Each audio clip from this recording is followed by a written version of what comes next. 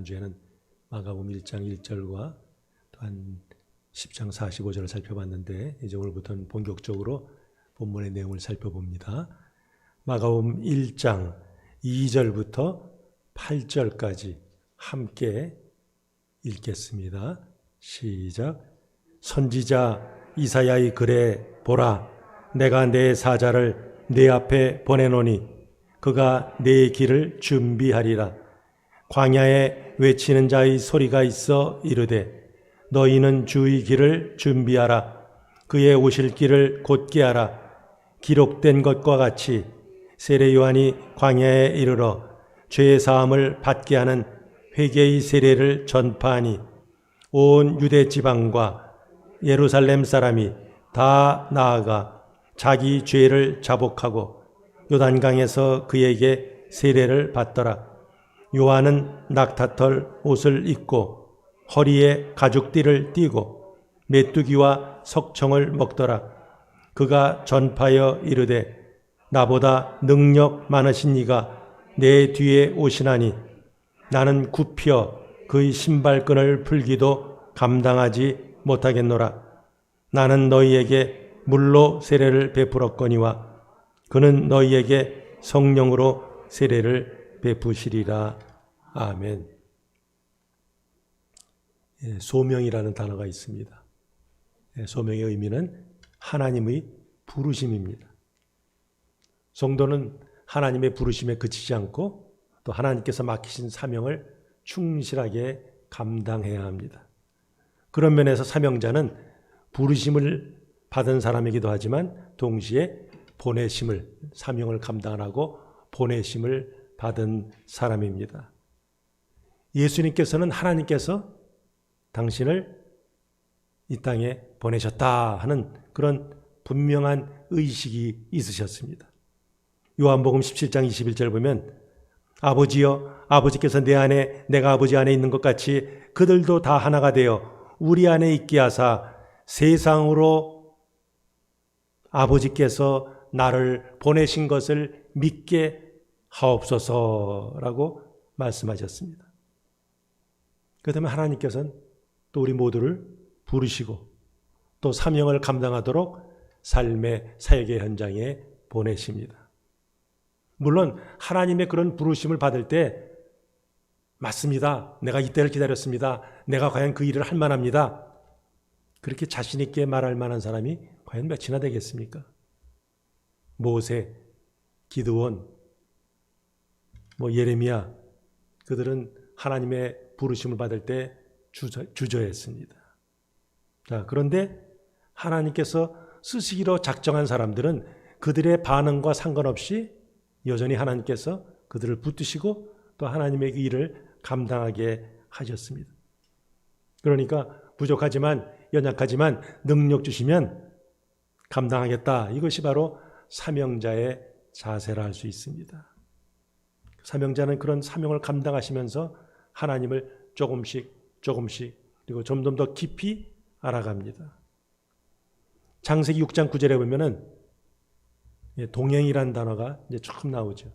노아는 의인이요 당대 완전한 자라. 그는 하나님과 동행하였으며. 물론 그 단어가 영어로 walk죠. walk, 걷다. 그러나 히브리 문법으로 보면은 단순히 함께 걷는 것이 아니라 거기에 그 사람의 의지가 포함된 거죠. 그러니까 하나님과 동행한다 하는 것은 나는 하기 싫은데 그냥 하나님께서 맡겨서 억지로 한다 그 뜻이 아니라 아주 의지적으로 자발적으로 하나님과 함께 하면서 그 사명을 감당하겠다 하는 그 뜻이 담겨져 있습니다. 하나님과 동행하는 것이 우리가 하나님 주신 사명을 제대로 감당하는 그런 비결입니다. 성경을 보면 하나님께서는 그런 사명자들과 언제나 함께 하셨습니다. 아브라함이 그랬고 이삭이 그랬고 야곱이 그랬고 요셉이 그랬습니다. 모세, 여호수아, 다윗 모두가 하나님과 동행하면서 하나님께서 맡기신 그런 일들을 감당했습니다. 자, 그렇다면 이 자리에 계신 혹은 예배를 드리는 우리 성도님들, 하나님께서 각자에게 주신 사명이 뭐라고 생각합니까? 그 사명을 지금 제대로 감당하고 있습니까? 맡기신 사명을 성실하게 준비하고 감당했던 한 사명자를 이 시간 저희들이 살펴보려고 합니다. 그 모습 속에서 신년을 맞이하는 우리의 사명자로서의 자세를 새롭게 하고자 합니다. 자, 오늘 본문 어떻게 시작되죠? 선지자 이사야의 글에 이렇게 나옵니다. 그 2절과 3절이 구약의 인용이다 하는 거죠. 근데 마가는 이사야의 글에서 따왔는데 이렇게 말하지만 실제로는 출애굽기, 말라기, 이사야서 여기 있는 말들을 좀 종합한 거예요. 우리 한번 그 인용한 구절을 볼까요? 우리 출애굽기 한번 같이 한번 읽어보시겠습니다. 시작. 내가 사자를 내 앞서 보내어 길에서 너를 보호하여 너를 내가 예비한 곳에 이르게 하리니. 자, 우리 이사야서 40장 3절 시작. 외치는 자의 소리여 가로되 너희는 광야에서 여호와의 길을 예비하라. 사막에서 우리 하나님의 대로를 평탄케 하라. 그리고 마지막으로 말라기 3장 1절 시작.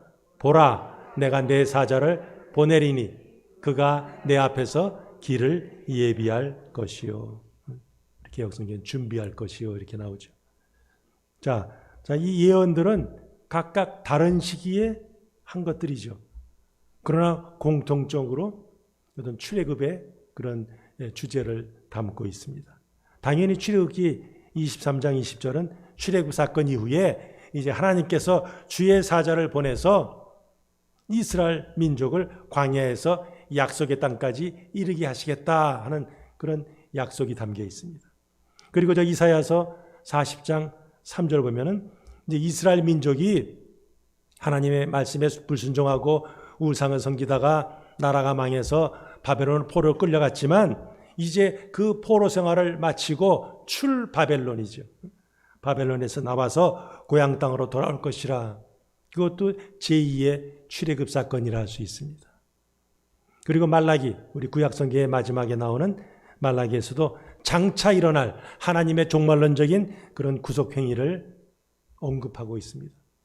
그러니까 말라기에서 언급하는 것도 어떤 면에서 종말에 있을 출애굽 사건이라 허물과 죄로 죽은 인생들을 구속하시는 그런 사건을 언급하고 있습니다. 자, 근데 오늘 본문을 보면 2절에 선지자 이사야 글에 보라 이렇게 되어 있는데 2절은 바로 출애굽기 23장과 말라기 3장에 있는 그 말을 이렇게 합성한 거죠. 그리고 3절 광야에 외치는 자의 소리가 있어 이거는 이사야 40장 3절의 말씀을 인용한 겁니다. 거기 보면 내 길, 뭐 주의 길 이런 말들을 사용합니다. 결국 누구의 길이에요? 예수님의 길이죠.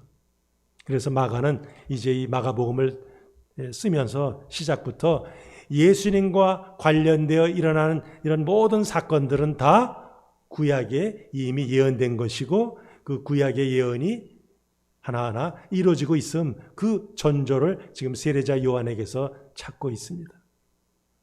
그래서 주의 사자는 혹은 주의 메신저는 여호와의 마지막 심판의 날이 임하기 전에 주의 길을 예비하라고 그 사명을 받은 자라. 이사야는 그를 뭐라고 불러요? 광야에서 외치는 자의 소리. 그래서 그가 이 메시아의 길을 준비하고 메시아 오실 길을 딱 평탄하게 곧게 할 것이라 말합니다. 자, 그럼 이 세례자 요한이 어디서 주로 사역했어요? 광야에서 했죠. 사람들이 많이 모이는 뭐 시장이나 혹은 회당이 아니라 인적이 드문 광야입니다. 자, 제가 그 단어를 3개를 써놨어요. 제가 광야, 가로에 놓고 광야, 제가 한자로 바꾼다는 걸 깜빡 잊었습니다. 그래서 광야란 말이 우리 NIV에는 데저트 이렇게 나오죠. 근데 이 데저트는 사실은 그 뉘앙스를 잘 살리지 못합니다. 우리는 그 데저트 하면 사막하면 뭐 생각해요? 모래로 덮인 뭐 사하라 사막, 고비 사막 뭐 이런 걸 생각하죠. 그러나 이스라엘의 광야는 그렇게 생기진 않았어요. 그래서 그런 면에서 저 윌더니스라는 단어가 더 적합하다 할 수 있겠어요. 잡초가 좀 여기저기 널려 있고 바람이 부는 황량한 언덕으로 이루어져 있습니다. 바로 구약에 보면 하나님의 택한 받은 사람들이 광야에서 하나님과 교제하면서 영성을 키우고 그리고 사명을 감당할 준비를 했습니다. 아브라함과 이삭과 야곱이 광야에 있었습니다. 모세가 도망자로서 40년 동안 미디안 광야에 있었습니다. 출애굽한 이스라엘 백성들이 40년 동안 광야에서 지나면서 신앙의 연단을 받고 가나안 땅에 들어갈 준비를 했습니다. 엘리야가 광야에서 지내면서 또한 사역을 준비했습니다. 그리고 잘 아시는 우리 예수님께서 이제 우리 다음 주 살펴보겠지만 40일 동안 광야에서 금식하면서 공생애를 준비하셨습니다. 바로 그 황량한 광야에서 세례자 요한은 담대하게 하나님의 말씀을 전하면서 광야에 외치는 자의 소리를 감당했습니다. 그가 바로 성경에 약속된 메신저, 어느 날 갑자기 나타난 게 아니라 이미 구약에서 이렇게 예수님의 길을, 메시아 길을 예비하는 사람이 올 것이다 예언했는데 과연 하나님의 때에 그가 나타났다. 세례자 요한의 등장은 구약의 예언의 성취다 하는 것을 오늘 마가는 기록하고 있습니다.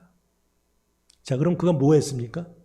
첫 번째 한 것은 회개의 세례를 선포했습니다.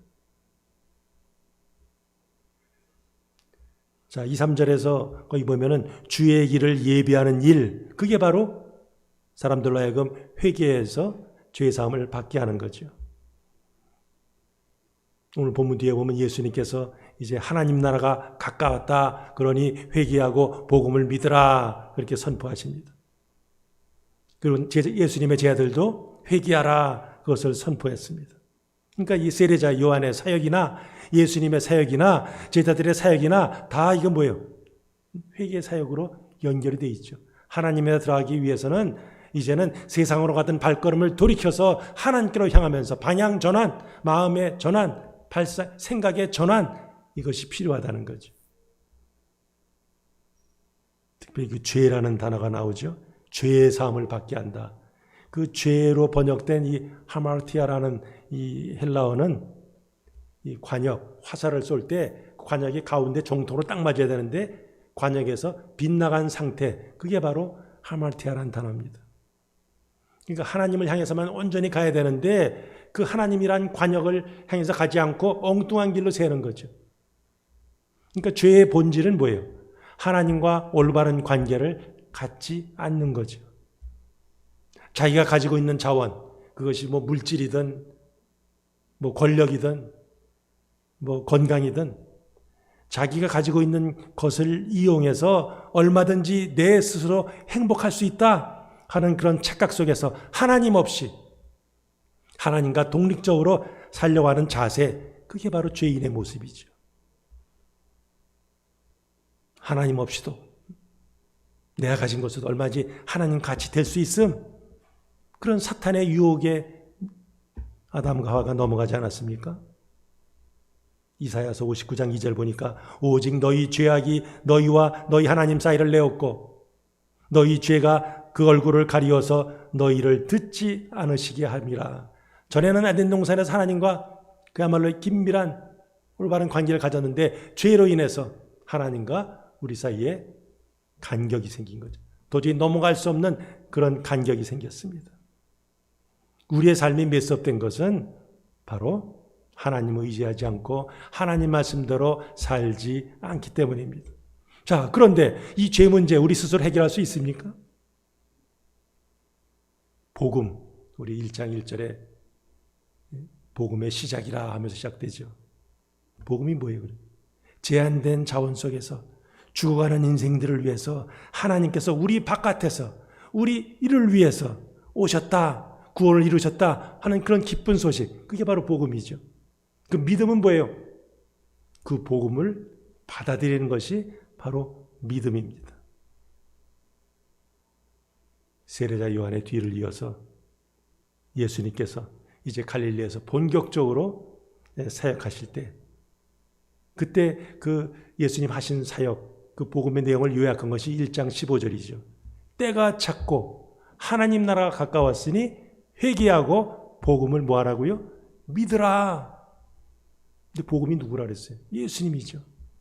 결국 예수님을 믿어라. 반향을 전환해서 회개해서 예수님을 붙드는 것, 이것이 바로 천국 백성이 되는 비결, 구원받는 비결, 영생을 얻는 비결이라는 거죠.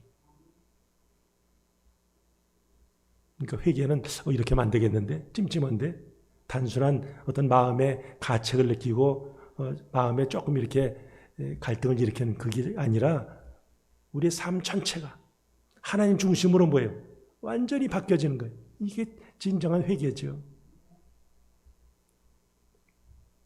그래서 바울은 회개의 세례를 선포했습니다. 세례. 영어로 뭐죠? 베프티즘이죠. 베프티즘.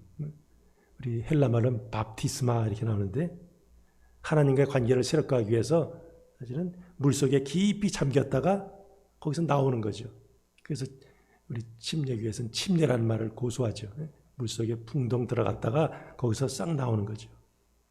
자, 그러면 이 세례자 요한이 무엇에 근거해서 이렇게 세례를 줬을까? 뭐 의견은 사실은 분분합니다. 구약 성경에는 이런 의식적인 부정을 정결하기 위해서 씻는다는 말이 레위기 15장에 나오죠. 또 이사야 1장에도 회개와 관련해서 씻는다는 말이 나옵니다. 또 1세기 유대교에서 이방인들이 이제 유대교로 개종할 때 반드시 거쳐야 되는 의식이 세례였습니다. 또 예수님 그 세례자 요한 그 당시에 저 광야에서 자기들끼리 이게 공동체 생활하는 사람들이 있었어요. 쿰난 공동체라고. 그 공동체에서도 장차 하나님의 심판이 임할 터인데 우리가 준비해야지. 그러기 위해서는 우리가 죄를 고백하고 그리고 몸을 씻자 하는 그런 의식이 있었습니다. 무엇에 근거해서 세례자 요한이 세례를 베풀었는지는 알 수 없지만, 그러나 분명한 것은 그는 자기에게 죄를 자복하는 사람들에게 이 회개의 징표로 물세례를 베풀었습니다. 그래서 그 이름 앞에 세례자라는 호칭이 붙어요. 그래서 우리 같이 한번 제가 써놨죠. 세례자 영어로 뭐로 되어 있어요? John the Baptist. 피아니스트 김윤진 하면 뭐예요? 피아노 치는 사람 김윤진 이러죠. 그 베프티스트 하면 세례 주는 사람이에요. 근데 우리 성경에는, 우리 한글 성경에는 번역이 좀 잘못되어 있죠. 그냥 세례 요한 추상명사로 되어 있어요. 보통 명사로. 그게 아니라 세례자 요한이 사실은 정확한 번역이죠. 자, 이 죄사함 받기 위한 요한의 정결의식. 그리고 유대교에서는 성전에서도 이런 의식을 행했어요. 자, 세례자 요한이 베푼 것과 유대교에서 한 정결의식과는 좀 다른 점이 있죠. 자, 유대교에서는 정결의식 할 때 꼭 필요한 게 뭐예요? 짐승이죠. 죄를 졌으면 짐승 한 마리 끌고 와서 거기다 안수해서 자기의 죄를 짐승에게 뒤집어 씌워서 그 짐승을 죽여서 피를 뿌리고 나머지 태우고 이런 짓을 하죠. 근데 요한은 그렇게 정결함 받기 위해서는 뭐가 필요하다고 그랬어요? 짐승 끌고 올 필요 없고 뭐 하라고요? 회개하라 한 거죠. 유대교에서는 짐승의 피를 그 제단에 이렇게 뿌렸습니다. 요한은 뭘 사용했어요? 물을 뿌렸죠.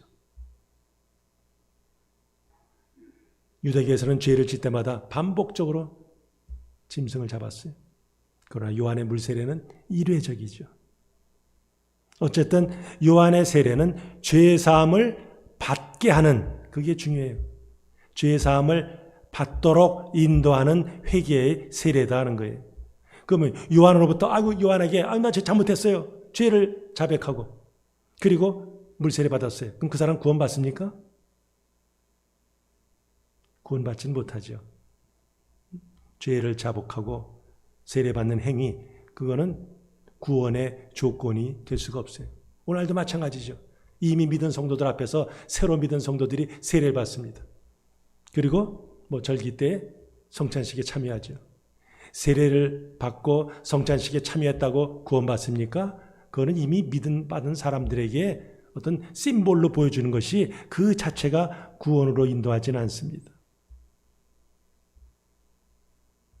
오직 모든 죄를 사하시는 권세를 가지신 하나님의 아들 예수 그리스도를 믿음으로만 구원을 얻는 거죠. 이스라엘 백성들이 광야를 거쳐서 하나님과 시내산에서 첫 언약을 맺고 그리고 이제 약속의 땅으로 들어간 것처럼 세례자 요한이 베푼 그 세례는 장차 다가올 그런 하나님의 구원을 대망하는 하나님의 백성들이 반드시 거쳐야 될 그냥 관문이다. 회개는 구원으로 인도하는 그런 첫 관문이다 하는 것이지 회개 자체가 혹은 세례 자체가 구원은 아니다 하는 것이죠. 자, 그러면 세례자 요한이 등장했을 때 사람들의 반응이 어떻습니까? 광야에서 회개하라, 천국에 왔느니라 이런 아주 강력한 메시지를 선포했어요. 회개 운동을 전개했어요. 그 반응이 5절에 보니까 사람들이 나오죠. 거기 보면 제가 써놨습니다. 우리말 한번 읽어보겠어요. 성경 시작. 온 유대 지방과 예루살렘 사람이 다 나아가. 우리 개역 성경은 좀 밋밋하게 번역되어 있습니다. 그래서 제가 NIV 영어 성경을 한번 써봤어요. 자, 같이 한번 읽어보시겠습니다. 영어로 시작. The whole Judean countryside and all the people of Jerusalem went out to him. 그러니까 유대 지방 시골에 사는 모든 사람들과 그리고 왕궁이 있고 성전이 있는 요즘을 따지면 서울 사람, 예루살렘의 모든 사람들 굉장히 강조하죠. 서울 사람이나 시골 사람이나 몽땅 요한에게 나왔다 말합니다. 물론 저 표현은 좀 과장된 표현이죠. 예루살렘에 있는 종교 지도자들은 요한에게 나오지 않았습니다. 어쨌든 이렇게 많은 사람들이 광야에 있는 예루살렘 그 세례자 요한에게 몰려들었다는 것은 뭐예요? 그의 권위가 하나님으로부터 왔다는 것을 인정하는 거죠. 또 한편에서는 그들이 얼마나 하나님의 은혜에 굶주렸나 하는 그런 증거가 됩니다. 말라기 이후 400년 동안 하나님께서 선지자를 보내지 않으셨어요. 그는 하나님의 음성을 들을 수 없었어요. 영적인 암흑기였습니다. 그 400년 동안 하나님께서는 쉬신 것이 아니라 예수 그리스도를 통한 구원을 준비하셨습니다. 그래서 경건한 이스라엘 백성들은 메시아가 이제 나올까 저제 나올까 언제 우리가 이렇게 로마의 압제에서 고생을 당해야 되나 빨리 메시아가 오셔야 될 텐데 하면서 그 메시아의 오심을 간절히 기다렸습니다. 그러던 차에 짜자잔 하면서 뭐예요? 세례자 요한이 나타나서 회개의 메시지를 증거하니까 그 많은 백성들이 이야 저 사람이야말로 하나님이 보내신 사람이구나 생각을 했어요. 그들 모두 하나님의 말씀을 듣길 원했어요. 그들의 심령을 괴롭히던 죄의 문제를 해결받기를 원했습니다. 그래서 바짝 마른 스펀지가 물을 쫙 빨아들인 것 같이 이스라엘 백성들은 그 세례자 요한이 증거하는 그 메시지, 그 회개의 메시지 그것을 달게 받아들였습니다. 그리고 요단강에 내려가서 세례자 요한에게 세례를 받았습니다. 우리가 이런 내레이티브, 이런 소설체 이 글을 볼 때는 내가 영화로 만들면 이 장면 어떻게 할까? 내가 그 자리에 있다면 어떻게 될까? 이렇게 생각할 때 말씀이 더 살아있는 말씀으로 우리에게 부딪힙니다. 자, 황량한 광야, 거기에 수많은 사람들이 쫙 몰려듭니다. 누구한테요? 요한에게 몰려들죠. 그리고 그 앞에 죄를 회개하고 그리고 물로 내려가서 세례를 받습니다. 그들의 모습을 각자의 한번 신앙생활에 한번 이렇게 비춰보시기 바랍니다. 나는 얼마나 하나님의 은혜를 사모하면서 얼마나 내 심령에 이 은혜를 갈급해하면서 하나님 말씀으로 채움받기를 원하는가? 그들은 살던 곳 도처에서 그 광야까지 달려나왔는데 나는 하나님 말씀을 받기 위해서 그 은혜를 사모하면서 얼마나 시간과 정성을 투자하고 있는가? 말씀을 받을 때 얼마나 감격하면서 은혜로 아멘으로 화답하는가? 난 얼마나 주님 앞에 나의 죄를 자백하고 또 용서함 받기를 원하는가? 주님께서 현재 나의 모습, 나의 신앙생활을 보시면서 감격하실까? 아니면 안타까워하실까? 오늘 말씀에 우리 각자를 비춰봐야 합니다. 자, 요한이 무슨 옷 입었어요? 낙타털옷 입었다 그랬습니다. 그 낙타털옷을 아주 정교하게 잘 드는 컬러 쫙 벗겨서 정확히 사이즈 맞게 이렇게 딱 입었겠습니까? 요즘 양복 뭐 하듯이 그냥 죽은 낙타 가죽 뺏겨가지고 걸쳐 입었겠죠. 그리고 그냥 가죽 한 띠를 만들어서 허리로 이렇게 둘렀겠죠. 자, 근데 사람들이 그 요한의 복장을 딱 보면서 저 어디서 본 건데? 뭐 누굴 연상했어요? 열왕기하 1장 8절 보면 그는 털이 많은 사람인데 허리에 가죽띠를 띄었더이다 하니 왕이 이르되 그는 디셉 사람 엘리야로다 그랬어요. 또 요한이 뭘 먹었습니까? 메뚜기와 석청, 야생꿀을 먹었다.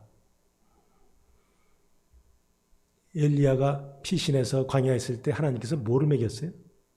까마귀를 통해서 먹이셨죠. 그러니까 이 세례자 요한도 광야에서 뭐 그냥 바리바리 싸워서 먹은 것이 아니라 뭐예요?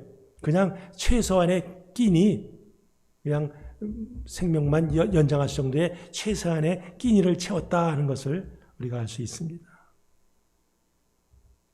엘리야가 광야에 있었던 것처럼 요한은 광야에 있었습니다. 엘리야가 모든 이스라엘 백성들을 향해서 바알을 버리고 이제 여호와께로 돌아오라 촉구했던 것 같이 요한도 백성들에게 회개하면서 하나님께 돌아올 것을 촉구했습니다.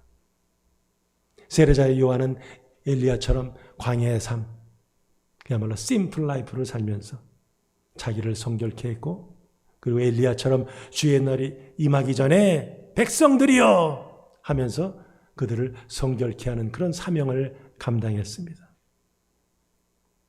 자, 요한이 선포한 첫 번째 메시지는 회개의 세례였습니다. 두 번째는 자기 뒤에 오실 예수님에 대한 선포죠. 나보다 능력 많으신 이가 내 뒤에 오시나니 나는 굽혀 그의 신발끈을 풀기도 감당하지 못하겠노라. 한마디로 예수님과 나는 차원이 다르다. 나는 훨씬 못한 존재다 하는 거죠. 그걸 뭘로 비유합니까? 신발끈을 푸는 걸로. 이 신발끈을 푸는 것은 뭐 당연히 그 당시에 천한 일이죠. 노예 중에서도 히브리 출신 노예한테는 이 일을 시키질 않아요. 이방인 출신 노예에게 시킬 정도로 아주 천한 일이었습니다. 당시에 많은 사람들이 요한을 하나님이 보내신 선지자로 인정했습니다. 그리고 요한은 우리 복음서에 보면 제자들까지 있었습니다. 그러니까 그 죽은 후에도 요한을 따르는 무리들끼리 종파를 형성할 정도였어요. 많은 사람들이 혹시 저 사람이 혹시 메시아가 아닐까 그렇게 생각했습니다. 그렇게 세간의 주목을 끌었던 요한이었지만 그는 자기의 한계를 알았습니다. 내 역할은 여기까지. 주님의 길을 준비하는 것까지라는 것을 그는 분명히 알았습니다. 그래서 또 그가 말하죠. 나는 너희에게 물로 세례를 베풀었거니와 그는 너희에게 뭐로 베풀어요? 성령으로 세례를 베푸시리라. 요한의 사역을 대표하는 것이 물 세례인데 예수님이 행할 것은 성령 세례라. 근데 내가 하는 물 세례는 예수님이 베푸실 그 성령 세례에 이게 비교할 바가 되지 못한다 말하는 거죠. 성령으로 세례를 주다, 성령으로 세례를 받다 이런 표현이 신약성경에 7번 나옵니다. 근데 그 중에 6번을 바로 세례자 요한에게 쓰고 있습니다. 세례자 요한 누구한테 베풀어요? 예수님에게도 또 세례를 베풀죠. 한 번은 고린도전서 12장에 나옵니다. 자, 예수님께서는 이 땅에 계실 때 사람들에게 세례 베푸셨어요? 요한복음 4장 1절 2절 보면 다만 제자들이 세례를 베풀 뿐이었더라 그랬죠. 세례자 요한은 예수님의 사역을 바로 성령으로 세례를 베푸는 것으로 묘사하고 있습니다. 자, 에스겔이 그런 예언을 했어요. 종말론적인 그런 비전 가운데서 성령이 임해서 하나님 나라 백성들을 새롭게 할 것이라. 에스겔서 36장 25절 보면 맑은 물을 너희에게 뿌려서 너희로 정결하게 하되 곧 너희 모든 더러운 것에서와 모든 우상 숭배에서 너희를 정결하게 할 것이며 또 새 영을 너희 속에 두고 새 마음을 너희에게 주되 너희 육신에서 굳은 마음을 제거하고 부드러운 마음을 줄 것이며 또 내 영을 너희 속에 두어 너희로 내 율례를 행하게 하리니 너희는 내 규례를 지켜 행할지라 말씀했죠. 요엘도 성령이 예언했죠. 메시아 시대에 부어질 성령에 대해서 언급했습니다.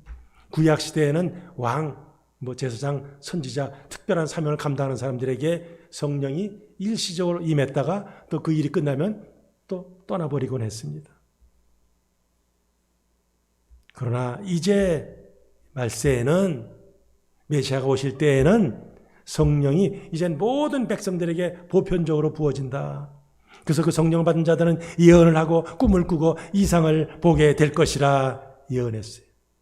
그것이 이제 예수님 오신 이후로 차례차례 이루어지죠.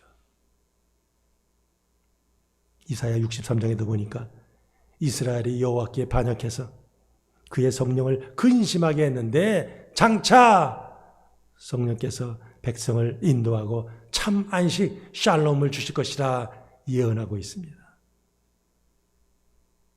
예수님께서는 사람들에게 죄사함을 선포했죠. 이제 우리 앞으로 쭉 예수님의 사역을 살펴볼 터인데 중병자에게도 내 죄사함을 받았느니라 선언하시죠. 세리와 죄인들과 식탁에서 교제를 나누시면서 그게 뭡니까? 바로 죄사함의 기쁨을 나누는 거죠. 자, 이것이 오늘 본문의 말씀입니다. 여기까지가. 이걸 본문을 통해서 우리는 사명자가 가질 자세를 우리가 3가지로 요약해 볼 수 있겠습니다. 자, 첫 번째 같이 한번 읽어보시겠습니다. 시작. 사명이 무엇인지 알아야 합니다. 자, 예수님께서 이 땅에 오시기 전에 세례자 요한은 예수님이 오실 길을 준비하는 자였습니다. 그래서 그는 광야에서 죄 사함을 받게 하는 회개의 세례를 전파했고 그래서 광야에 외치는 자의 소리라 불렸습니다. 요한은 자기의 사명이 무엇인지를 분명히 알았어요. 그래서 그 사명을 죽기까지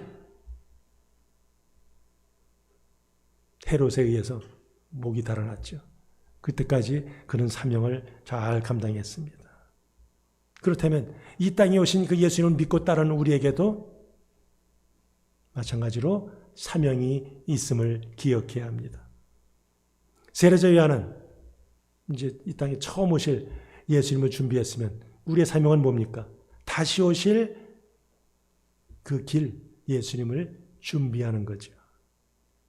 주님은 세상에 이제 왕으로 또한 심판자로 임하실 것입니다. 이 세상은 2000년 전 요한 때나 지금이나 여전히 하나님의 다스림을 거절하는 불의와 그리고 어둠 가운데 놓여 있습니다. 우리는 예수 그리스도께서 오셔서 우리를 다시 빛 가운데 살게 하시고 이 땅에 의와 평화를 주시기 원한다는 이 기쁜 소식을 담대히 전해야 합니다. 그러려면 뭐예요? 우리 자신이 먼저 회개해야죠. 우리 자신이 먼저 하나님의 은혜를 힘입어야죠. 그리고 우리가 속한 공동체를 위해서 특히 가정과 사회와 국가를, 민족을 위해서 그들이 다 새로운 백성, 하나님의 백성으로 거듭나게 하기 위해서 우리는 기도해야 되겠고 또한 주님의 이 복음을 전해야 될 사명이 있습니다. 두 번째로는요. 시작. 사명자로서 준비를 해야 합니다.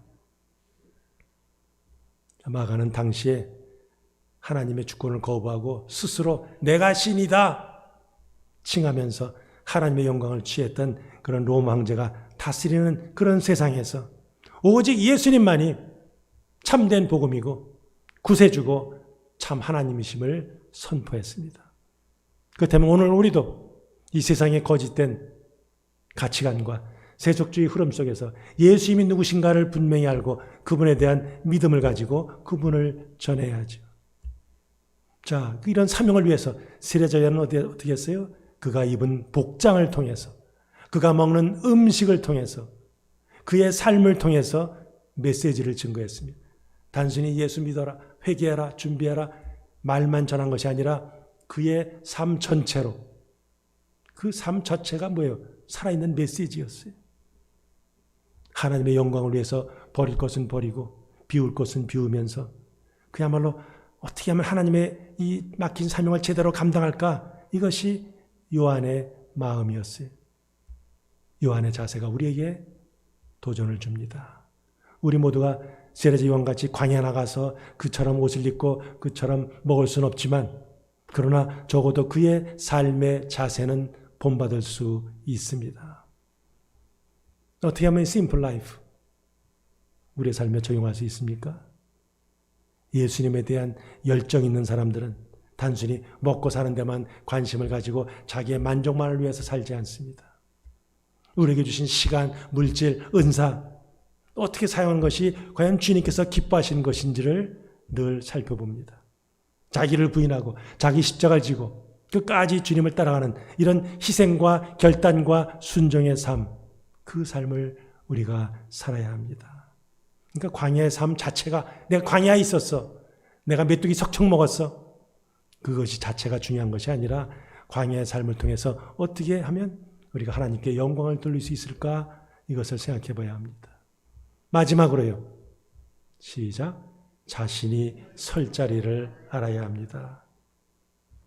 사람들은 낙타털 옷을 입고 허리에 가죽띠를 띤 그 세례자 요한의 모습을 통해서 야, 저 엘리야 같은데 생각했습니다.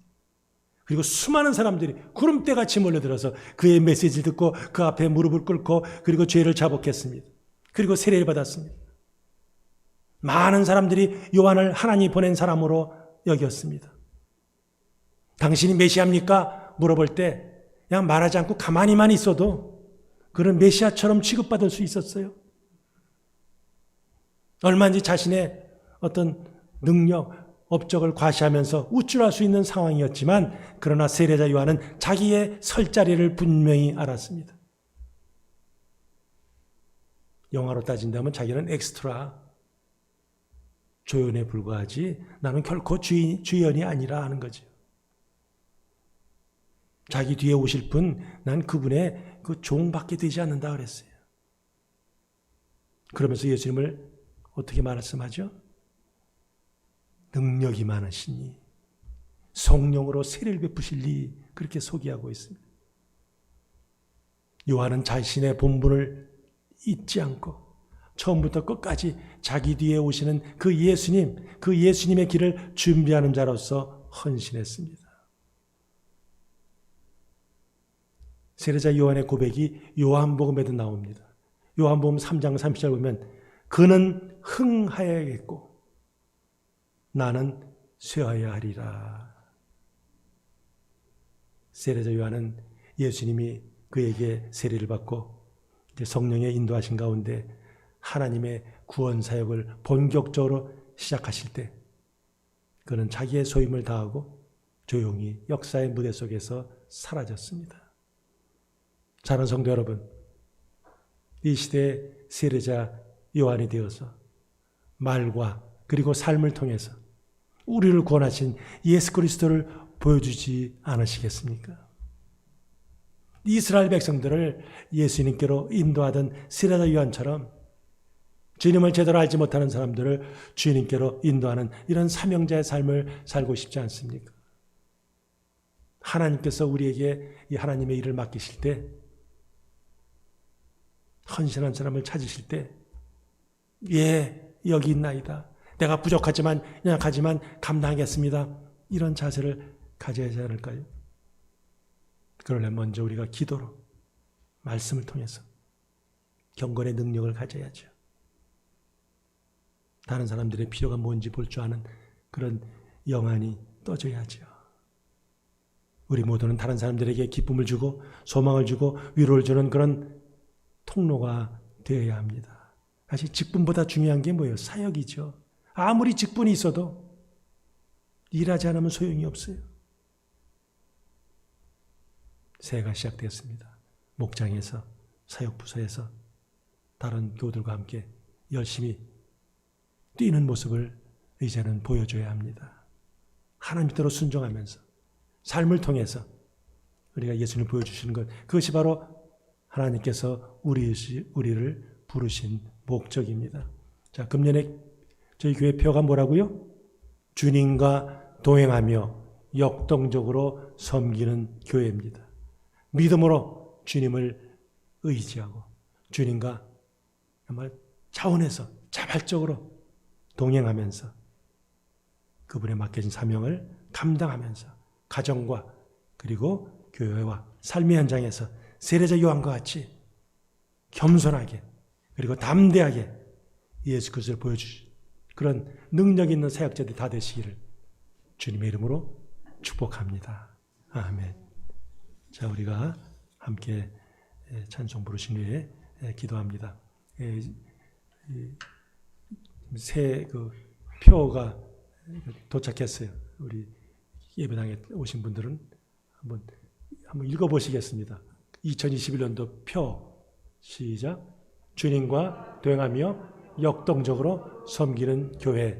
그 이쪽에 기도의 제목이 있죠. 세 가지. 시작. 주님의 마음으로 섬기도록, 주님의 능력으로 섬기도록, 하나님께 영광을 돌리도록 그랬습니다. 좀 말씀을 붙들고 또 기도 제목을 기억하면서 금년 한 해 정말 주님이 기뻐하시는, 그래서 우리가 연말에 됐을 때 하나님께서 참 잘하였다 그런 칭찬받는 그런 성도들이 다 되시기 바랍니다. 그래서 오늘은 세 가지 기도 제목. 첫 번째는 주님께서 우리에게 맡기신 사명을 잘 감당하도록, 나는 누구냐? 나는 사명자다. 그런 분명한 정체성을 가지고 맡긴 사명 잘 감당하도록. 두 번째는 우리 계속 기도 작년에 이어서 환우들이 회복되도록, 이미 아시는 분 아시지만 우리 이미란 집사님의 동생 우리 이호영 집사님, 우리 보험하시는 분이죠. 근데 코비드-19로 인해서 어떤 분들은 이게 코비드-19이 와도 이렇게 슬쩍 증세가 없이 지나는 분도 있지만 어떤 분들은 또 굉장히 세게 앓는 분이 있죠. 이분은 아주 심하게 앓아서 폐까지 아주 심각하게 손상이 되어서 수술도 받고 아주 위중한 상태에 있었어요. 그래서 그저께는 가족들 다 오라고 의사가 부를 정도였어요.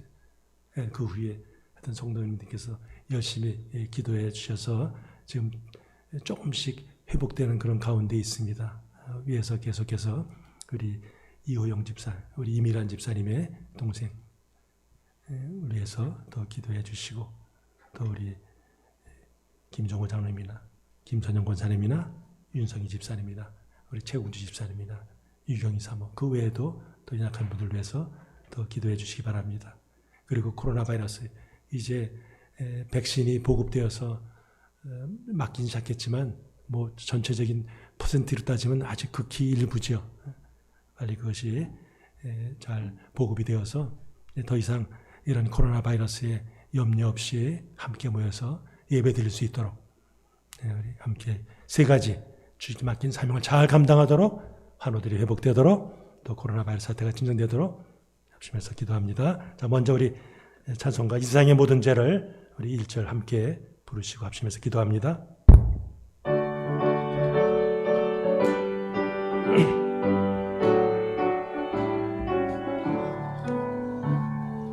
이 세상의 모든 죄를 맑히시는 주의 보혈, 성자 예수 그 귀한 피 찬송하고 찬송하세.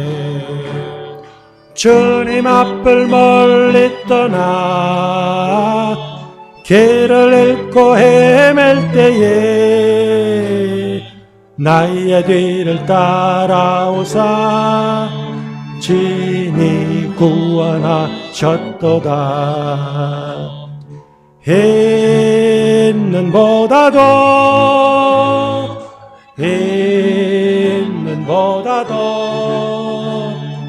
주의 흘리신 보혈로 이길 수 있어 주옵소서. 다 같이 고개 숙입니다. 함께 기도하십니다.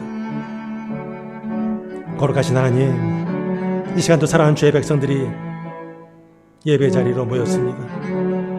우리가 주님을 택한 것이 아니라 주님께서 우리를 먼저 택하셨습니다. 우리 모두가 주님의 부르심에 합당한 그런 삶을 살기를 원하고 사역을 감당하기를 원합니다. 우리 모두 세례자 요한과 같이 각자의 주신 사명을 잘 깨닫고 또 준비하고 감당하기를 원합니다. 날마다 주님과 동행하면서 역동적으로 섬기기를 원합니다. 무슨 일을 조금 한 것으로 교만하지 않게 해주시고 언제나 하나님께 영광을 돌리는 성도들이 되기를 원합니다. 그래서 아름다운 팀워크 속에서 함께 지어져가는 건강한 교회를 이루기를 원합니다. 온 교우들이 성령으로, 지혜로, 은혜로, 말씀으로, 능력으로 충만하게 하여 주옵소서.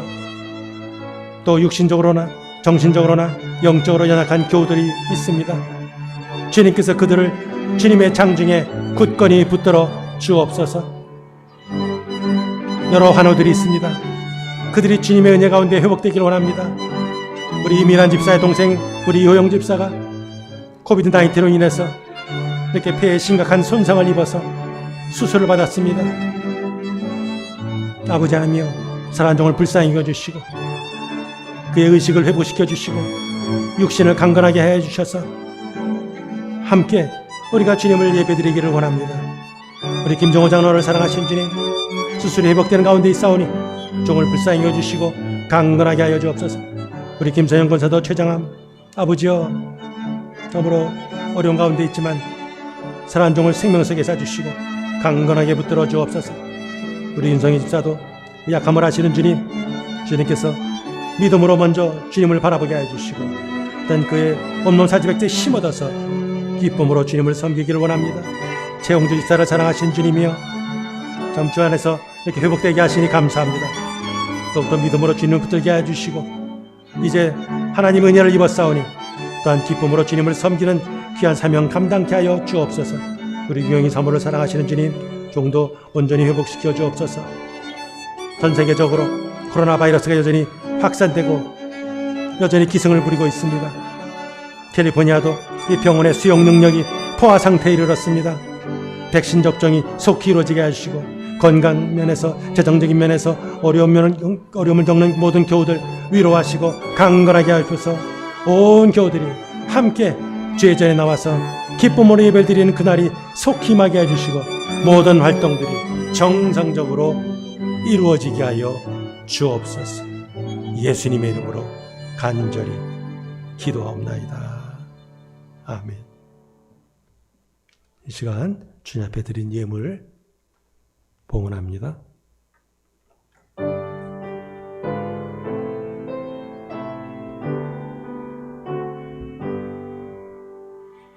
나의 생명 드리니 주여 받아 주셔서 세상 살아갈 동안 찬송하게 하소서. 나의 복 드리니 주여 받아 주셔서 하늘 나라 위하여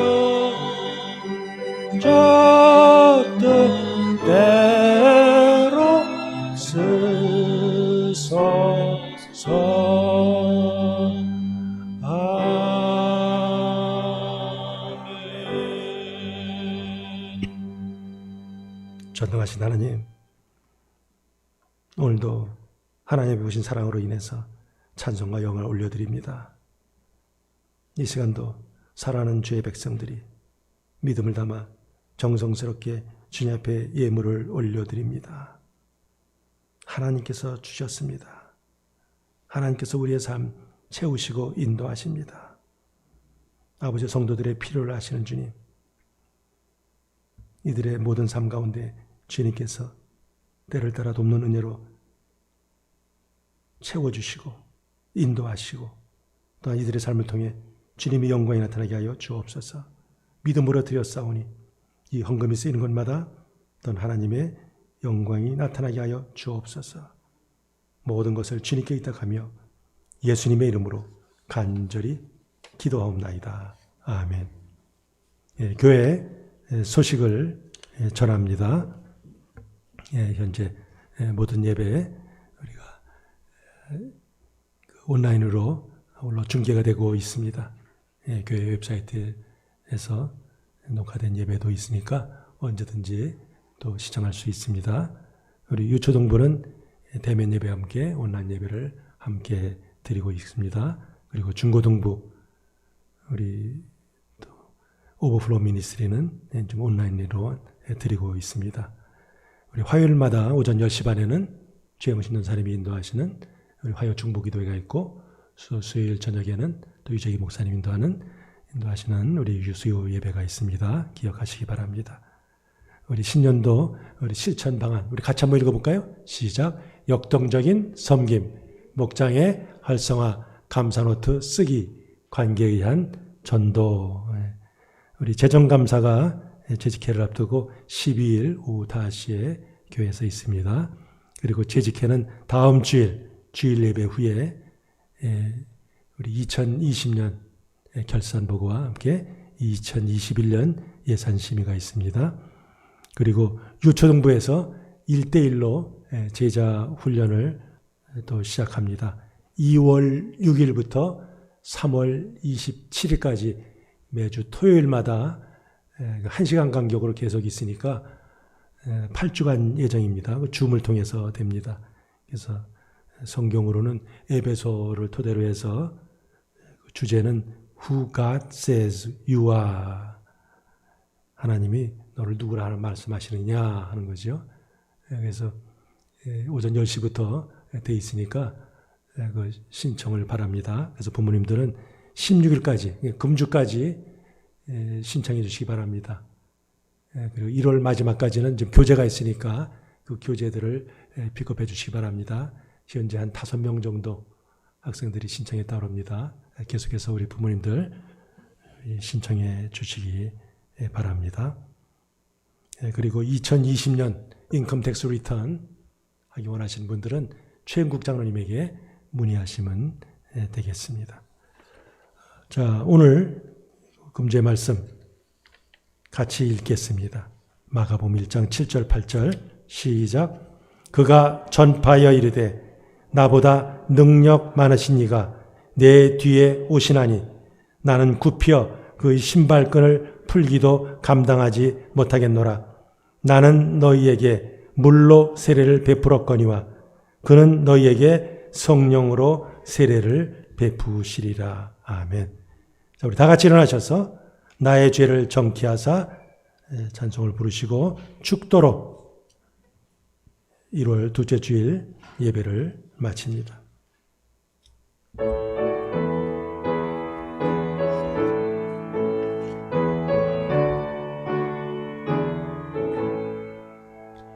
나의 죄를 정케하사 주의 일꾼 삼으신 구세주의 넓은 사랑 항상 찬송합니다.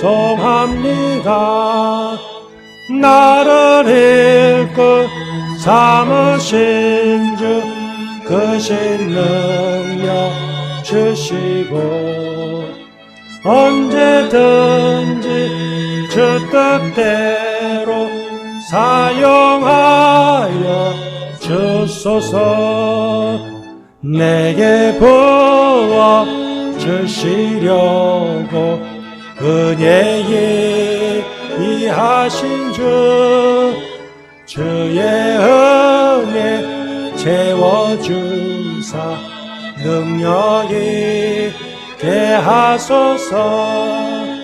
나를 일꾼 삼으신 주 크신 능력 주시고 언제든지 주 뜻대로 사용하여 주소서. 죄의 짐을 풀어주신 주의 능력 크도다. 나를 피로 사신 예수 내 맘속에 오소서. 나를 일꾼 삼으신 주 크신 능력 주시고 언제든지 주 뜻대로 사용하여 주소서. 주여 내게 성령으로 충만하게 채우사 생명수가 강물처럼 흐르게 하옵소서. 나를 일꾼 삼으신 주 크신 능력 주시고 언제든지 주 뜻대로 사용하여 주소서.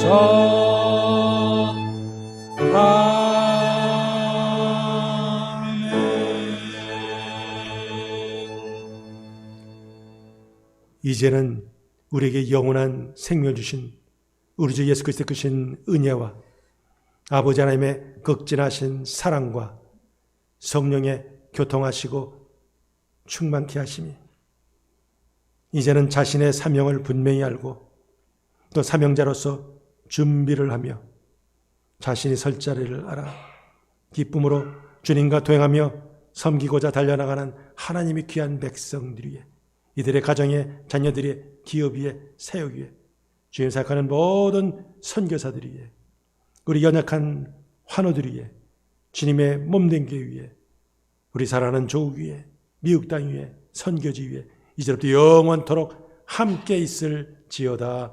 아멘.